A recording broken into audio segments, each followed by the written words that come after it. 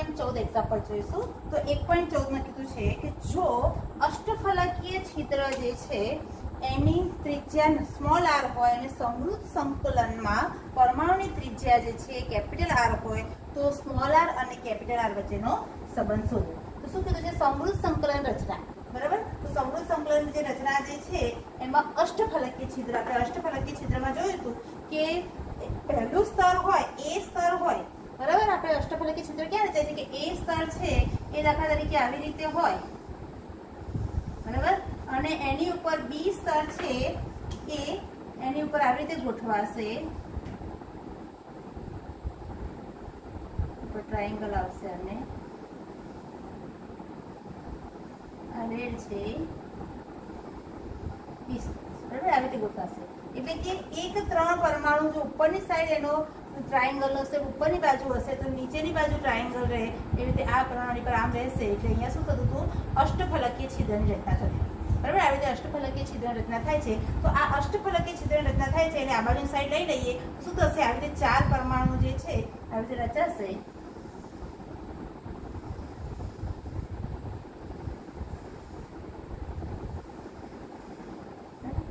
વચ્ચેનો એક આ પોઈન્ટ છે વચ્ચેનો. તો એને લઈ લઈએ. તો આ જે અષ્ટફલકીય છિદ્ર રચાય છે એકચ્યુઅલમાં એની પર પછી બીજી રચના આવશે એટલે તમારે બીજું નથી થતું. એટલે આવી રીતે અષ્ટફલકીય થઈ જશે. બરાબર. અષ્ટફલકીય બીજા પરમાણુ આવશે. પણ નીચેના જે 4 પરમાણુ લઈ લઈએ અને એને કેન્દ્રને લઈએ. અહીંયા કેન્દ્ર જે છે બરાબર. કેન્દ્ર જોઈન્ટ કરી તો આવી રીતે રચાશે. સમઘન રચાય છે. બરાબર. અને એમાં આ જે ચોરસ છે તો એના જે વિકર્ણો કેવા હોય 90 ખૂણે કાટખૂણે દુભાગે. બરાબર. તો જેને કારણે આ જે પરમાણુ જે છે પરમાણુ ગોળ બતાવે છે પરમાણુ છે એની ત્રિજ્યા જે છે કેન્દ્રથી અંતર છે એ r છે. બરાબર. આ બાજુ આનું કેન્દ્રથી અંતર એ પણ r છે. કારણ કે સમાન કદના બધા પરમાણુ છે એટલે બંને ત્રિજ્યા r છે. અને આ જે અષ્ટફલકીય છિદ્ર જે છે એની ત્રિજ્યા જે આટલો અષ્ટફલકીય છિદ્ર છે એની આ ત્રિજ્યા જે છે એને આપણે સ્મોલ આર તરીકે લઈએ. આ જે છે આટલો બ્લેક ભાગ, જો હું ફરી આમાંથી કહું, આ જે ભાગ છે r અને આ તો ત્રિજ્યા છે પાછી એ r થશે. દેખાય છે? તો આ જે છે એ સ્મોલ આર છે ને r છે. એટલે જો હું આ જે છિદ્ર જે છે એના 4 રીતે ભાગ કરીએ અને આને a પરમાણુ, આને b અને આને c કહી અને આ ટ્રાયેંગલને હું આમ અહીંયા દોરું છું, આમ દોરી દઉં. આ જે ટ્રાયેંગલ છે બરાબર. તો આ જે ટ્રાયેંગલ થી અહીંયા સુધી ત્રિજ્યા છે r છે, આ ત્રિજ્યા છે કેપિટલ r છે. અને અહીંયાથી પરમાણુ આમ જાય છે આમ જાય છે એટલે આ એક r છે ને r છે. એટલે ટોટલ આ ભાગ જે છે એ 2r થશે. બરાબર. હવે અહીંયા કાટખૂણો છે આ ખૂણો કેવો થશે? કાટખૂણો 90 અંશનો ખૂણો થશે. બરાબર. તો આ ત્રિકોણને જો હું a b c નામ આપી દઉં તો આમાં ખૂણો માપ ખૂણો ABC બરાબર શું થશે? એટલે b કેટલો છે? 90 ડિગ્રી. એટલે પાયથાગોરસનો નિયમ અહીંયા લાગુ પડશે. બરાબર. તો પાયથાગોરસના નિયમ પ્રમાણે શું થશે? આ કર્ણ થશે, આ નીચેનો ભાગ છે એ કર્ણ થશે. એટલે AC² શું થશે? AB² + BC² થશે. બરાબર. હવે AC બરાબર શું છે? 2r છે. તો 2r નો સ્ક્વેર AB બરાબર શું છે? AB બરાબર r + r એનો સ્ક્વેર પ્લસ અહીંયા પણ આ BC પણ શું થશે? કેપિટલ R + r નો સ્ક્વેર શું થશે? 2 × r + r નો સ્ક્વેર થશે. અને અહીંયા શું થશે? 4r² 2 × r + r નો સ્ક્વેર થશે. આ 2 ને આ બાજુ લઈ દઈએ તો શું થશે? 2r નો સ્ક્વેર બરાબર r + r નો હોલ સ્ક્વેર થશે. Therefore આપણે ગણતરી કરીશું તો શું થશે? r + r √2r થશે. બરાબર. હવે r પદને એક બાજુ લઈ લઈએ તો r શું થશે? √2r - r થશે. શું થશે? r ને કોમન કાઢીએ √2 - 1 √2 એપ્રોક્સિમેટલી શું થશે? 1.41 સમથિંગ થશે -1. એટલે શું થશે? r આવશે 1.41 માંથી 1 જાય એટલે 0.41 થશે. r × 0.41 થશે. બરાબર. Therefore r/r શું થશે? 0.41. બરાબર. તો આનો મતલબ શું થશે કે સંબંધ શું આવ્યો r અને r વચ્ચે? તો small r upon capital R is equal to गुणोत्तर શું આવ્યો 0.41 therefore શું થશે R is equal to 0.41 R બરાબર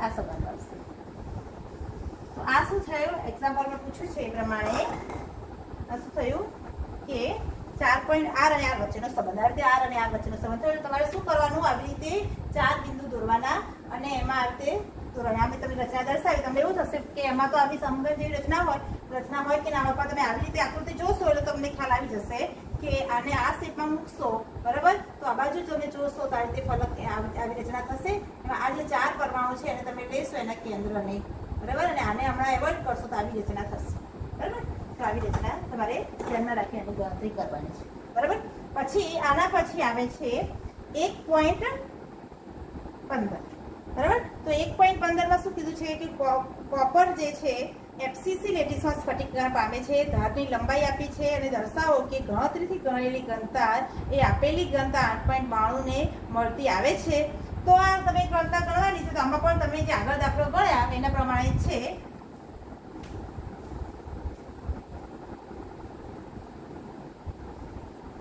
કે શું વસ્તુ આપી છે તો કોપર આપી છે કોપર એટલે Cu FCC રચના છે એટલે Z બરાબર કેટલું થશે 4 બરાબર અને ધારની લંબાઈ A બરાબર શું આપી છે 3.61 ગુણ્યા 10 ની -8 ઘાત આપી છે સેન્ટીમીટરમાં આપી છે બરાબર પછી ઘનતા ગણવાની છે અને એ આપેલી ઘનતા D બરાબર કેટલી છે 8.92 ગ્રામ પ્રતિ સેન્ટીમીટર ક્યુબ છે અને મળતી આવે છે આ આપેલી ઘનતા છે તમારે ગણતરીથી ઘનતા છે એટલે ઘનતા તમારે ડી શોધવાની છે એ આની સાથે મેચ થાય છે એ ચેક કરવાનું છે બરાબર તો ઘનતા ડી શોધવા માટે આપણે શું સૂત્ર મૂકીશું તો ડી બરાબર શું યાદ રાખવાનું છે Zm/a³ Na બરાબર આટલા જો 4 પરિમાણો જાણતા હશું તો Z બરાબર 4 આવશે M બરાબર જે છે M એ આણ્વિક દળ છે તો કોપર છે તો એનું આણ્વિક દળ 63.5 થશે બરાબર તમારે થોડું યાદ રાખવાનું કોઈક વખત આપેલું હોય છે કોઈક વખત ના આપેલું હોય બરાબર તો શું થશે અહીંયા કિંમત મૂકી દઈશું તો 4 × 63.5 અપોન a³ છે તો a કેટલી આપી છે 3.61 ગુણ્યા 10 - 8 ઘાત છે તો એનો ઘન કહી દઈશું બરાબર અને ઇન્ટુ શું આવશે એલોમેટ્રિક નંબર 6.022 ગુણ્યા 10 ઘાત કરીશું તો આ જવાબ તમે ગણતરી કરશો તો લગભગ 8.97 ગ્રામ પ્રતિ સેન્ટીમીટર ક્યુબ આવે છે જે આપેલી ઘનતા જે છે 8.92 એને મળતી આવે છે બરાબર તમે ગણતરી કરશો તો એકદમ ઈઝી ઘનતા છે ઈઝી ગણતરી છે 8 × 24 કોઈ યુનિટ ચેન્જ નથી કરવાનું બરાબર અહીંયા સેન્ટીમીટરમાં આપ્યું છે અહીંયા સેન્ટીમીટરમાં આપ્યું છે એટલે આ સૂત્રનો ઉપયોગ કરી અને તમે ગણતરી કરી શકો બરાબર ત્યાર પછી છે હવે આગળ ગણીશું 1.16 બરાબર 1.16 જે છે તો પછી 1.15 આપણે કર્યો 1.15 હતો હવે જોઈશું 1.16 છે એમાં શું લખ્યું છે કે પૃષ્ઠકરણ દર્શાવે છે કે નિકલ ઓક્સાઇડ જે છે નિકલ ઓક્સાઇડ NiO એમાં નિકલનું પ્રમાણ છે 0.98 અને ઓક્સાઇડનું પ્રમાણ 1 છે આ સૂત્ર છે આ સંયોજનનું સૂત્ર છે બરાબર જેમ H2O છે એમાં હાઇડ્રોજન 2 છે અને ઓક્સિજન 1 છે એમ નિકલ ઓક્સાઇડ છે એમાં નિકલનું 0.98 છે અને ઓક્સિજનનું 1 છે એટલે આમ બંને એક એક પરમાણુ છે પણ આનું 0.98 છે એટલે તત્વયુગ્મિતિ નથી જળવાતી બિન તત્વયુગ્મિત સંયોજન છે તો આ બિન તત્વયુગ્મિત સંયોજન છે એમાં નિકલનું પ્રમાણ 0.98 છે ઓક્સિજનનું પ્રમાણ 1 પરમાણુ છે હવે આ સંયોજનમાં શું કીધું છે કે કેટલા અંશ Ni+2 અને Ni+3 અસ્તિત્વ ધરાવે છે નિકલમાં માત્ર નિકલમાં Ni+2 છે અને Ni+3 છે બરાબર આ બંનેનું પ્રમાણ થઈને 0.98 છે બરાબર ઓક્સિજનનું પ્રમાણ જે છે એ -2 છે ઓક્સિજન બરાબર એનું પ્રમાણ 1 છે બરાબર પણ આ બંનેનું પ્રમાણ કેટલું છે 0.98 એમાં Ni+2 કેટલા છે અને Ni+3 કેટલા છે આપણે શોધવાના છે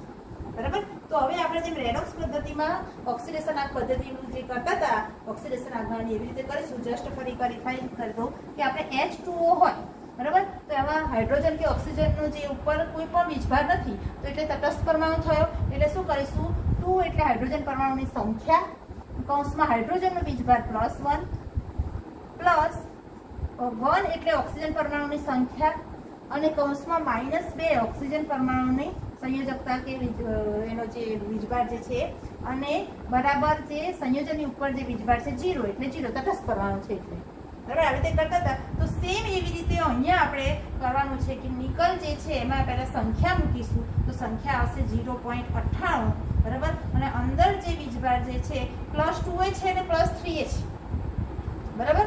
તો ટોટલ સંખ્યા કેટલી થઈ તો +2 ની સંખ્યા કેટલી છે અને +3 ની સંખ્યા કેટલી છે આપણને ખબર નથી. તો ધારો કે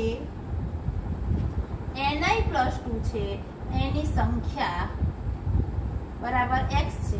હવે ચેક કરતા તો Ni+3 છે એની સંખ્યા કેટલી થશે ટોટલ સંખ્યા 0.98 છે તો શું હશે 0.98 - x બરાબર. તમે આમાં એમ પણ લખી શકો કે ધારો કે Ni+3 ની સંખ્યા x છે તો Ni+2 ની સંખ્યા 0.98 - x હશે બરાબર. એટલે ટોટલ બંનેની સંખ્યા લઈને 0.98 છે. હવે આવી રીતે ગણતરી કરીને મૂકીએ કે આગળ સંખ્યા અને અહીંયા વીજભાર તો વીજભાર સંખ્યા કેટલી છે Ni+2 ની તો x બરાબર એનો વીજભાર કેટલો છે +2 પ્લસ આ Ni+3 નો સંખ્યા કેટલી છે તો 0.98 - x અને એનો વીજભાર કેટલો છે +3 બરાબર. પછી આવશે ઓક્સિજનની સંખ્યા કેટલી છે 1 એનો વીજભાર કેટલો આવશે -2 = શું થાય g. આ સૂત્ર તમે મૂકી શકો ગણતરી કરીને. કઈ રીતે મૂકવાનું છે કે જે રેડોક્સમાં ગણતા હતા આવી રીતે એ પ્રમાણે અહીંયા મૂકવાનું છે. પરંતુ આપણે 0.98 કૌંસમાં નિકલનો જે ઓક્સિડેશન આંક છે એ લખી શકીએ. દાખલા તરીકે 0.98 કૌંસમાં નિકલનો ઓક્સિડેશન પ્લસ હોય તો +2 કરી દઈએ અને +1 કૌંસમાં ઓક્સિજનનો -2 = 0 કરી શકીએ. પણ આ +2 જ નથી, આમાં થોડોક +2 પણ છે થોડોક +3 પણ છે એટલે આના બે ભાગ પડશે +2 અને +3. એમાં ધારો કે આનો x છે તો આનું 0.98 - x છે બરાબર. આ રીતે બે ટીપ પડે છે એટલે એને આપણે વિસ્તારપૂર્વક અહીંયા લખી છે કે ધારો કે નિકલ +2x છે તો Ni+3 0.98 - x છે. હવે એના રીતે ગણતરી કર્યા સંખ્યા કૌંસમાં એનો વીજભાર પ્લસ સંખ્યા વીજભાર પ્લસ સંખ્યા વીજભાર = 0. હવે આને સાદું રૂપ આપી દેશો તમને x ની કિંમત મળી જશે. x ની કિંમત એટલે Ni+2 ની સંખ્યા થઈ જશે. એના પરથી Ni+3 ની સંખ્યા મળશે અને 100 વડે ગુણવાથી એની ટકાવારી મળી જશે બરાબર. તો આવી રીતે શું થશે જોઈએ. ચલો શું થશે હવે 2x પ્લસ 0.98 ગુણ્યા 3 કેટલા થશે 0.98 ગુણ્યા 3 0.98 × 3 કરી દો બરાબર. બોલજો અને -3x અને -2 = g બરાબર. 0.98 ગુણ્યા 3 0.98 करते ना होगा तो 0.98 × 3 बस के 2x plus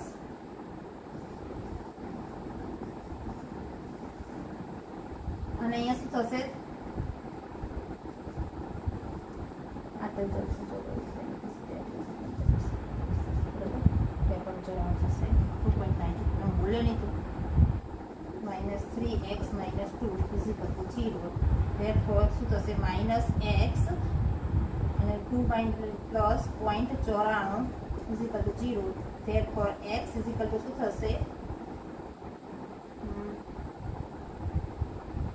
90 plus -3x -x = હા તો x = 0.94 થશે બરાબર. સાઈન બદલાઈ જશે બરાબર.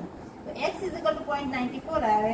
therefore શું થશે Ni+2 ની સંખ્યા થઈ ગઈ બરાબર. હવે Ni+3 ની સંખ્યા બરાબર શું થશે 0.98 - 0.94 બરાબર શું હશે 0.04 બરાબર 0.04 આવશે બરાબર. હવે એને ટકાવારીમાં ગણતરી કરીએ તો 0.98 હોય તો 100%, તો 0.94 હોય તો કેટલા શું આવશે તે Ni+2 છે એને ટકા બરાબર શું થશે 0.94 upon 0.98 into આવશે 100 બરાબર. તો 95.something કંઈક આવશે બરાબર. એવી રીતે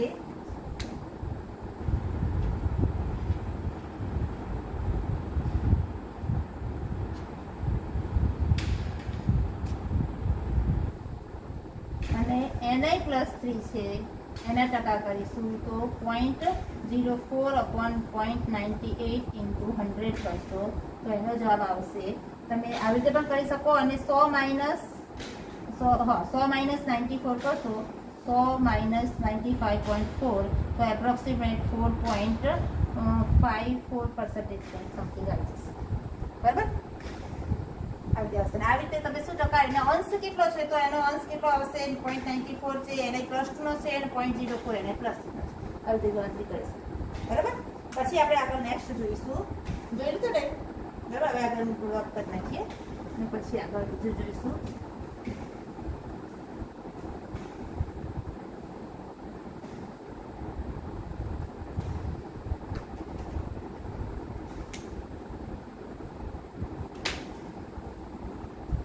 આના પછી છે નવું ક્વેશ્ચન 1.19 1.14 થાય છે. હા, 1.19 કરીશું. ફેરિક ઓક્સાઇડ આયનની ષટકોણીય સંકલિત રચનામાં સ્ફટિકીકરણ પામે છે, જેમાં દર 3 અષ્ટફલકી છિદ્રો પૈકી 2 છિદ્રો ફેરિક આયન વડે ભરાયેલા છે. તો ફેરિક ઓક્સાઇડનું સૂત્ર ઉપજાવો. તો ફેરિક ઓક્સાઇડ જે છે, બરાબર, એમાં ઓક્સાઇડ આયન, ફેરિક ઓક્સાઇડ કહીએ, બરાબર, એમાં ઓક્સાઇડ આયન છે. ફેરિક ઓક્સાઇડ એટલે શું કરીશું, Fe2O3 છે. બરાબર, પણ આપણે ખબર નથી કે એમાં Fe2O3 છે કે FeO છે. બરાબર, આપણે Fe અને O સાથેનો જે સંબંધ છે એમાં ઓક્સાઇડ આયન જે છે O2 માઇનસ જે છે એ શું કીધું છે, ઓક્સાઇડ આયન જે છે ષટકોણીય સંવૃત રચનામાં સ્ફટિકીકરણ પામે છે. બરાબર, એટલે ષટકોણીય સંવૃત રચનામાં સ્ફટિકીકરણ પામે તો એમાં શું થશે, પરમાણુની સંખ્યા કેટલી આવશે, 4 આવશે. બરાબર, એટલે ધારો કે એની પરમાણુની સંખ્યા જે છે અને એટલે આપણે x લઈ લઈએ અને અષ્ટફલકીય છિદ્રની સંખ્યા કેટલી થશે, એના જેટલી થશે x અષ્ટફલકીયની. બરાબર, અને જો ચતુષ્ફલકીય હશે તો એની સંખ્યા કેટલી થશે, ચતુષ્ફલકીય છિદ્રની સંખ્યા 2x જેટલી થશે. બરાબર, તો આ જે ફેરિક ઓક્સાઇડ જે છે એમાં ઓક્સાઇડ આયન જે છે એ ષટકોણીય સંવૃત રચનામાં સ્ફટિકીકરણ પામે છે અને જેમાં દર 3 અષ્ટફલકીય છિદ્રો પૈકી 2 ફેરિક આયન વડે ભરાયેલા છે.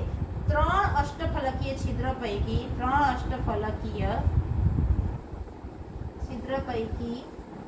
છે એ ફેરિક આયન વડે સંકળાયેલા છે, ફેરિક આયન વડે ભરાયેલા છે. બરાબર, તો શું કીધું છે, ફેરિક આયનની સંખ્યા કેટલી થશે,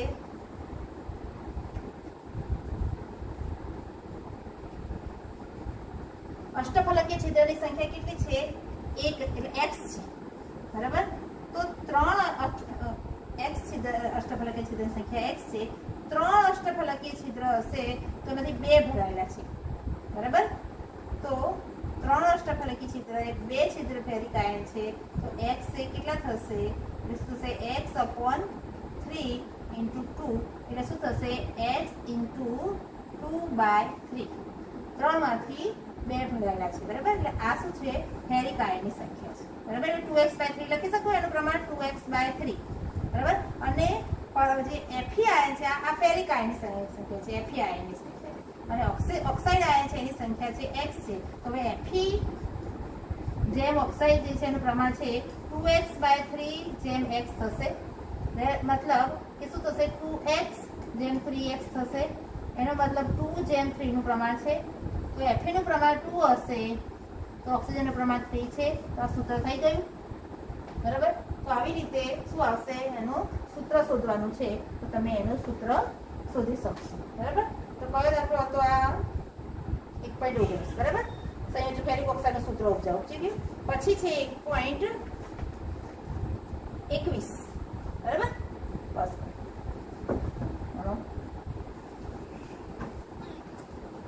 હવે ગોલ્ડ જે છે એની પરમાણુય ત્રિજ્યા r બરાબર કેટલી આપી છે, 0.144 નેનોમીટર આપેલી છે. બરાબર, એ છે r બરાબર 0.144 નેનોમીટર છે. ફલક કેન્દ્રીય એકમ કોષમાં સ્ફટિકીકરણ પામે છે FCC માં, તો ધારની લંબાઈ કેટલી હશે, ધારની લંબાઈ આર આપી છે અને એ ઇઝ ઇક્વલ ટુ કેટલી છે એફસીસી માં સ્ફટિકીકરણ પામે છે.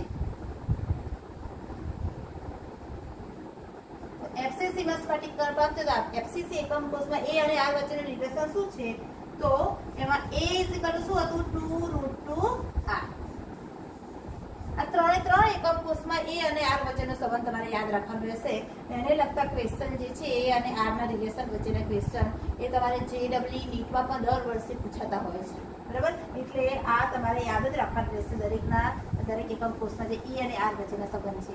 તો આ એફસીસી છે તો એમાં a અને r વચ્ચેનો સંબંધ શું આવશે a is equal to 2√2 r છે, બરાબર. તો આપણે a શોધવાની છે તો 2 ઇન્ટુ √2 ઇન્ટુ r બરાબર કેટલી આપી છે 0.144 આપેલી છે, બરાબર. હવે આને યુનિટને જો નહીં ફેરવી નેનોમીટરમાં તો શું જવાબ આવશે તો નહીં ફેરવીએ તો નેનોમીટરમાં જવાબ આવશે, બરાબર. અને જો ફેરવી દેશું તો ફેરવી દેવાની તો મીટરમાં જવાબ આવશે, બરાબર. એટલે હવે 2 ઇન્ટુ √2 થશે 1.41 ઇન્ટુ 0.144 ઇઝ ઇક્વલ ટુ આવશે 0.407 અને નેનોમીટરમાં જવાબ આવશે. એ ધારની લંબાઈ કેટલી છે એટલા નેનોમીટર છે. મીટરમાં ફેરવી હોય તો 10 માઇનસ શું કરે 9 ઘાત કરી દેવા, બરાબર. મોટું માઇનસ એટલે મીટર આવશે 10 માઇનસ 9 ઘાત મીટર. આ શું થયું 1.21. હવે જોઈશું 1.24.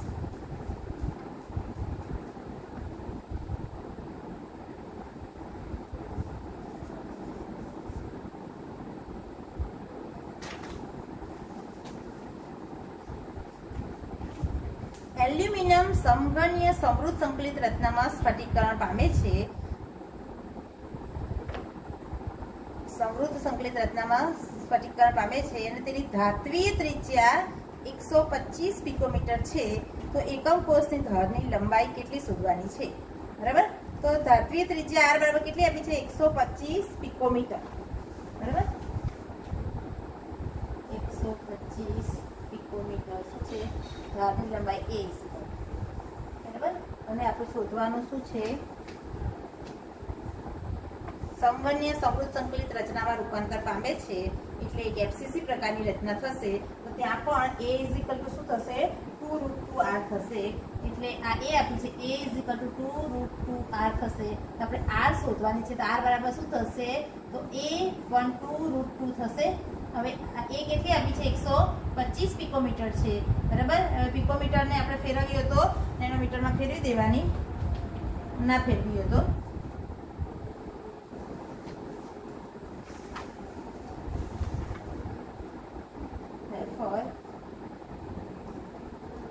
એ આપીશું કે જે r બરાબર 125. એ શું આપ્યું છે સ્ફટિકીકરણ પામે છે ધારની લંબાઈ કેટલી એ શોધવાની છે. ત્રિજ્યા r પણ જો મને સાથે છે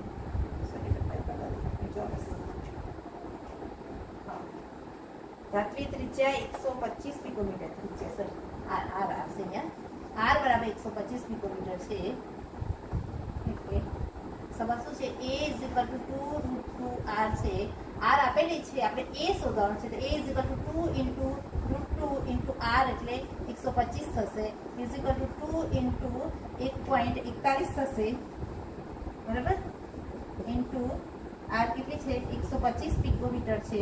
જવાબ આવશે પિકોમીટરમાં, બરાબર. એટલે 300 ને સમથિંગ એનો ગુણાકાર કરશો તમે એટલે 353.5 પિકોમીટર આવે છે, બરાબર. એટલે એપ્રોક્સિમેટલી આપણે 354 પિકોમીટર લઈ શકીએ, બરાબર. હવે શું કીધું છે કે એકમ કોષની ધારી લંબાઈ કેટલી એ શોધાઈ ગયું. બીજો ક્વેશ્ચન છે એલ્યુમિનિયમના 1 સેન્ટીમીટર કદમાં કેટલા એકમ કોષ રહેલા છે. એલ્યુમિનિયમ જે છે એના 1 સેન્ટીમીટરનું કદ છે. આ 1 સેન્ટીમીટરનું એલ્યુમિનિયમ ધાતુનું કદ છે. 1 સેન્ટીમીટર ઘન એનું કદ છે. કદ એટલી લંબાઈ પર ઊંચાઈ હોય ને એટલે 1 સેન્ટીમીટર ઘન કદ છે. એમાં કેટલા એકમ કોષ રહેલા છે તો એકમ કોષ જે છે એનો જે ધારની લંબાઈ આ એ મળી છે તો એના પરથી એના એકમ કોષનું કદ આપણે શોધી નાખીશું. કદ બરાબર શું થશે a ઘન થશે તો આના પરથી 354 પિકોમીટર છે, બરાબર.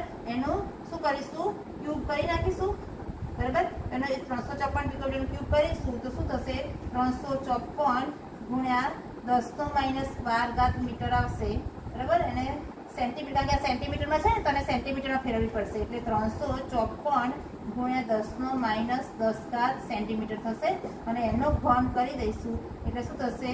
354 ગુણ્યા કરશું એટલે 442 ગુણ્યા આઈ થિંક 10⁻25 સેન્ટીમીટર ક્યુબ થશે. બરાબર. આ એ ક્યુબ આવે. હવે 442. હવે આ શું છે? 1 એકમ કોષનું કદ છે. હવે આટલો 1 સેન્ટીમીટર ઘનમાં કેટલા એકમ કોષ આવેલા હશે? એકનું કદ આટલું છે. કેટલું છે? 1 એકમ કોષનું કદ 442 ગુણ્યા 10⁻25. સતત તમે ગણતરી કરી શકો એટલે આટલું 25 સેન્ટીમીટર ક્યુબ 1 એકમ કોષનું કદ છે. તો આટલા એકમ કોષમાં કેટલા આવશે? તો કેટલું છે? 442 ગુણ્યા 10⁻25 કદ હોય તો 1 એકમ કોષ. તો 1 સેન્ટીમીટર ક્યુબમાં કેટલા એકમ કોષ આવશે? એટલે 1/442 ગુણ્યા 10⁻25 ગુણ્યા 1 કરશો તો જવાબ આવશે તમારો 2.26 ગુણ્યા 10⁻22 જે સંખ્યા છે, આ સંખ્યા આવશે. આટલા એકમ કોષ 1 સેન્ટીમીટર ઘનમાં સમાઈ શકે. બરાબર. તો શું થયું? એને આ એનો જવાબ થયો. સંખ્યા આવી 2.26 ગુણ્યા 10⁻22 સોરી, સંખ્યા ધર્મ છે એટલે 10⁻22 એકમ કોષ એ સંખ્યા 1 સેન્ટીમીટર એલ્યુમિનિયમના ઘનમાં આટલા એકમ કોષ હશે. બરાબર. એટલે એટલા માટે પહેલા એકમ કોષનું ધારની ત્રિજ્યા શોધી અને પછી એનું કદ શોધ્યું. અને એક એકમ કોષનું આટલું કદ છે તો આટલી સંખ્યામાં કેટલા એકમ કોષ હશે. બરાબર. ચલો હવે આગળ જોઈએ. 1.24 પછી છેલ્લો દાખલો છે 1.25. બરાબર.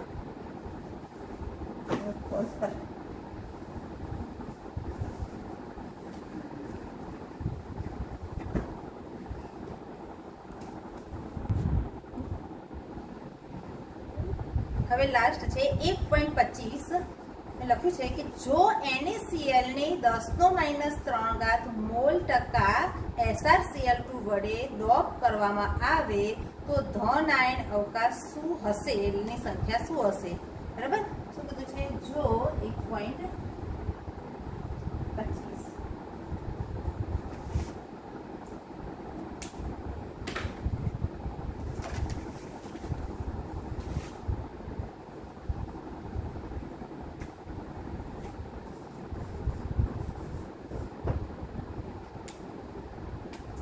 NaCl નો સ્ફટિક છે એમાં Sr+2 જે છે, SrCl2 છે એના વડે ડોપ કરવામાં આવે છે તો એમાં Sr+2 જે છે એની જે સંખ્યા છે 10⁻³ મોલ ટકા. 10⁻³ મોલ ટકા ડોપ કરવામાં આવે છે તો ધન આયન અવકાશની સંખ્યા કેટલી? હા, તો પહેલા યાદ રાખવાનું છે કે NaCl માં જો SrCl2 જે છે એની શુદ્ધિ ઉમેરીને ડોપ કરવામાં આવે તો શું થશે કે Na જે છે એનું વિસ્થાપન થશે અને એની જગ્યાએ Sr+2 આવશે. બરાબર. NaCl માં SrCl2 નું જે ડોપિંગ પદ્ધતિ કરવામાં આવે તો શું થશે? Na ને સ્થાને Sr+2 આવશે. તો આવા બે Na દૂર થશે. બરાબર. ત્યારે Sr+2 આવે. બરાબર. તો વીજભાર સરખો થાય ને, વીજભારને સરખો કરવા માટે Na ની સંયોજકતા +1 છે તો એમાં બે Na દૂર થશે તો Sr+2 તો વિદ્યુત તટસ્થતા જળવાઈ રહેશે. એટલે બે Na વિસ્થાપન થશે એટલે બે સ્થાન ખાલી થશે. બરાબર. બે સ્થાન ખાલી થશે તો એક સ્થાન પર Sr+2 આવશે અને એક સ્થાન શું રહેશે? ખાલી, એટલે રિક્ત રહેશે, એટલે છિદ્ર રહેશે. બરાબર. એટલે એક ધન છિદ્ર જે છે, ધનનું જે ધન આયન છિદ્રનું સ્થાન ખાલી થશે. જેટલા Sr+2 હશે એટલા ખાલી સ્થાન હશે. બરાબર. તો Sr+2 નું જેટલું પ્રમાણ હશે એટલું જ ખાલી છિદ્રનું પ્રમાણ હશે. અહીંયા તમને ક્વેશ્ચન એવું પૂછ્યું છે કે કેટલું ધન આયન અવકાશની સંખ્યા શું હશે? એક પ્રશ્ન પૂછ્યો છે એટલે એ આપણે આની સંખ્યા આપણે શોધવાની છે. આ ક્વેશ્ચન છે. બરાબર. તો આનું પ્રમાણ આપેલું છે તો કે હા આપેલું છે. કેટલી અશુદ્ધિ દૂર કરી છે? તો 10⁻³ મોલ ટકા. બરાબર. હવે આને તમારે શું કરવાનું છે? વ્યાખ્યાયિત કરવાનું છે. એટલે આને સમજવાનું છે કે આનો મતલબ શું થાય? 10⁻³ મોલ ટકા. બરાબર. એટલે 100% હોય તો 1 મોલ. બરાબર. એટલે 100% એટલે 1 મોલ. 1 મોલ એટલે સંખ્યા કેટલી થશે? 6.022 ગુણ્યા 10^23 સંખ્યા થાય, બરાબર? 100% હોય તો આપણી પાસે કેટલા છે મોલ ટકા? તો 10⁻³ તો 10⁻³ હોય તો કેટલા સંખ્યા હોય અથવા તો કેટલા મોલ હોય, બરાબર? તો શું આવશે? 10⁻³ ઇન્ટુ 6.022 ગુણ્યા 10^23 ઉપર શું આવશે? 100. હવે આ ઉપર જશે તો શું થશે? -2 ઉપર થશે એટલે -5 થઈ જશે. હવે 23 માંથી -5 કરીશું એટલે 3 ને 18 આવશે એટલે જવાબ શું આવશે? 6.022 ગુણ્યા 10⁻18 આ સંખ્યા હશે. આ પ્રમાણ કોનું છે? SR+2 નું પ્રમાણ, બરાબર? 6.022 ગુણ્યા 10⁻18 છે. જેટલા SR+2 હશે એટલા જ ધનાયન છિદ્ર રહેશે એટલે છિદ્રનું પ્રમાણ પણ કેટલું થશે? 6.022 ગુણ્યા 10⁻18, બરાબર? તો આ છે ધનાયન અવકાશની સાંદ્રતા. શું થશે? તો આટલી ધનાયન અવકાશની સાંદ્રતા થશે, બરાબર? પછી બસ આટલા દાખલા છે ન્યુમેરિકલ. તો આટલા આપણે એક્ઝામ્પલ જોયા. હવે આના પછી જે તમને લેખિત પ્રશ્ન જે થિયરિકલ પ્રશ્ન છે કે તમને થિયરિકલ પ્રશ્ન બધા જ આપણી થિયરીમાં આવી જાય છે, છતાં પણ તમને એનું લખાણ લખેલું જે આન્સર જે છે એના પર્ટિક્યુલર આન્સર એ હું તમને ફોટો દ્વારા આની સાથે એટેચ કરી દઈશ, તો તમે જોઈ લેજો. અને છતાંય કોઈ ના સમજાય તો પર્સનલી મને કોન્ટેક્ટ કરી અને જાણી લો. તો અહીંયા આપણે આ લખાણ સંબંધી પ્રશ્નોમાં પણ જેટલા ન્યુમેરિકલ હતા એ કરાવ્યા, કોયડાના કરાવ્યા, સ્વાધ્યાયના દાખલા બધા થઈ ગયા, બરાબર? બાકી થિયરી બધી થિયરીમાં લઈ લીધી છે. હવે આપણે થોડું નીટ અને JEE કેવી રીતના પ્રશ્ન પૂછાય છે એ જોઈ લઈએ. પછી એની પ્રેક્ટિસ માટે તમે અલગથી કરી લેજો. પણ એના કેવી રીતના દર વર્ષે પ્રશ્ન પૂછાય છે આ ચેપ્ટરમાંથી, તો લગભગ આ ચેપ્ટરમાંથી દર વર્ષે પ્રશ્ન પૂછાય છે JEE નીટમાં. અને આ ચેપ્ટરનું મહત્વ બહુ છે અને ચેપ્ટર ખરેખર બહુ સરસ છે, યાદ રહી જાય છે. તમે ભણાય તો તમને ખ્યાલ આવી જ ગયો હશે. તો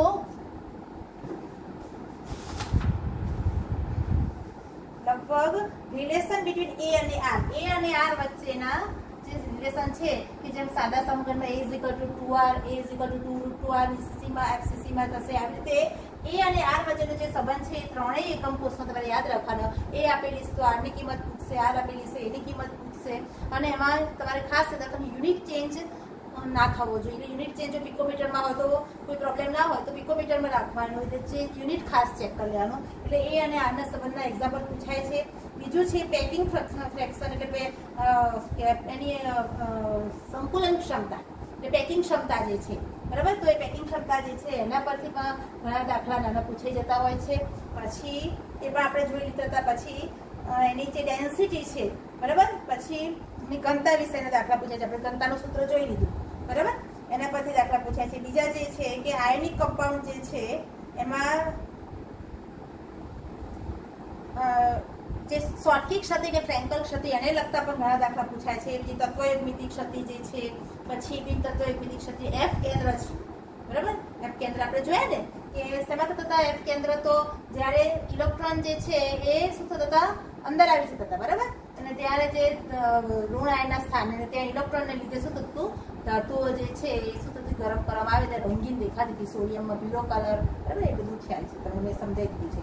પછી બીજે છે છિદ્રો છે, પછી ક્લોઝ પેકિંગ રેશિયો છે, બસ પેકિંગ ક્ષમતા, એફિશિયન્સી, ડેન્સિટી, ઘનતા, બસ આટલા પ્રકારના. અને ખાસ પેલું જે છે કે આયોનિક કમ્પાઉન્ડ જે આપણે જે ટેબલ જોયું હતું 23-14-23 રચના જે છે એ પણ તમને મેં યાદ રાખવા દીધું. યાદ રાખો તો એમાં પણ ઘણી વખત પૂછાઈ જતું હોય, લગભગ ઓછું પણ ઘણી વાર પૂછાઈ પણ જાય. તો એ તમારે ખાસ યાદ રાખવાનું છે કે 23 રચનામાં ધરની જે અક્ષીય ત્રિજ્યા છે એ કઈ પ્રકારની છે, ખૂણા કેવી રીતના છે, બરાબર? તો એને લગતા પણ પ્રશ્ન પૂછાય છે. તો આટલું તમારે ધ્યાન રાખવાનું છે, બરાબર? Thank you.